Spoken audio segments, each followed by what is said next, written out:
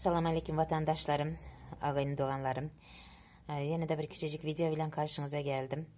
Sesimizi duyuralım dedim. İmsim oturmak yok. İmsim otursak düşmanımız fikir dedi. Bunlar pes ettiler. İmsim oturdular. Izdavat ettiler dedi. Yok. Pes etmek, imsim oturmak yok.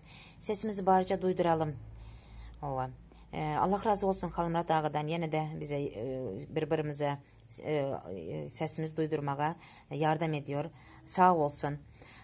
Bir de Amerika'daki, Türkiye'de, Kipr'daki maşgul olup çıkışından her bir mitingden bir insan bile eline bir çöp alıp bile haramxor gün bol dediği her bir kişiden Allah razı olsun. Köp köp sağ olun. Yaşlarımız berekelle, qadamlarınız daima batlı olsun. Sizler öne berekelle, sizler daima öndesizler, bizim liderlerimiz oldunuz.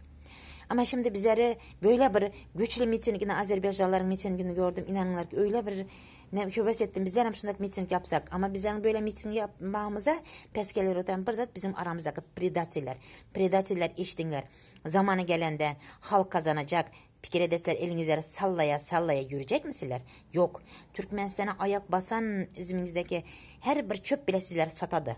Çünkü sizler sattığınızlar bütün Türkmenistan toprağı sizlere satadı. Türkmenistan toprağı sizlere kabul bile etmedi. Fikir etmen böyle kalamızda. Yok.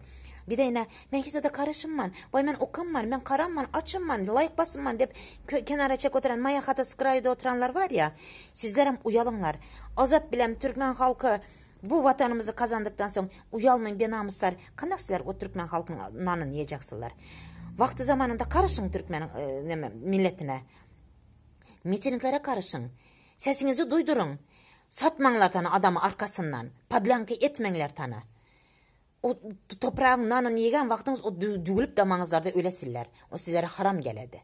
Bu haramxor koronavirüs yok dedi. Ne kadar Türkmen milleti öyle oturan. Bu Türkmen milletinin düşmanı. Türkmen vatanının toprağının düşmanı.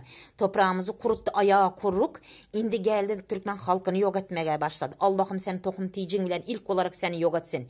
Senin o 4-5 milyon dolarlık ellerine takan karındaşların tohum tiyicin elleri çürüsün. O saatler satınlar da çağalara derman alınlar. O senin kız doğanın tırlar olup Özbekistan'ın üstünden nemeler alıp giderdi. Bütün Türkmen'in baylığını taşı oturan. Uyalmadı mı o zenan demmen ya o öylelere. Senin bütün tohum tecin Hazar Denizi'nin üstünden karabiler doldurup nelegaline zatlar taşı oturup Türkmen halkının yenem Türkmen halkının baylığını sat oturup sen. Kudadan tapın sizler bir gün geberesizler. Sizler bu haramxoru hem zatı satın alabiledi de Ezrail gelen vakit Ezrail satın alıp bilemsizler. Anamında göre misalı. Sizleri bu Türkmen toprağı o görde çiğne kıyamata kadar ateşin içinde yanarta gidecek. İnşallah çünkü bütün milleti artık bu koronavirüste halka zerre gibi kömek etmedinizler. Halkın ağzındakini alıp yemeye başladınızlar. Uyalmayın balık tut oturup sen balık tutup çağalara balık veredi o mu sen? Sen çağaların ağzından alasan. Hangi minister suyun tekine gitten senin o kuruçoğuna balık taktı? Uyalma mısırlardan Munyam televizyora koyuptular. Ey tövbeler ettim tövbe. Ey ministerler, uyalınlar sizler. Onun kitabını, çay kitabının belli değil, kanaka kitabı, kim yazan kitabını 40 kere mağlayınızlar, öpeslerde yine şu kurganımızı öptünüzler mi? Şunu bir açıp elinizden aldınızlar mı? Hudadan korkunlar, tamam.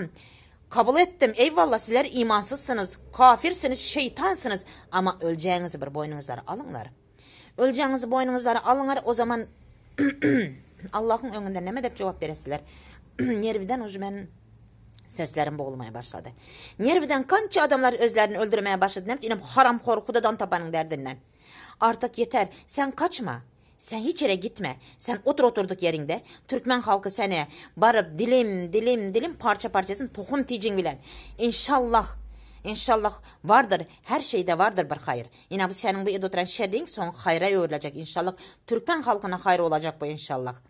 Allah'ım Türkmen halkımı aziz kıl. Bu düşmanlarımızın üstünden bizleri güçlü kıl da bunları yer bilen yaksan edelim. Ağzı birlik ver bizlere. Ya Rabbim Türkmen milletim artık polisiye yine görün sizlere nalog bastı. Yeter artık sizlere halkın tarafından geçin ya. Yeter artık ya. Eğer şundak nervlerim bozuldu, elime verseler vaxt demezden öldürdüm. İlk ol gözünü oyardım ki de görmesin Türkmen halkının pacarlap ösenini.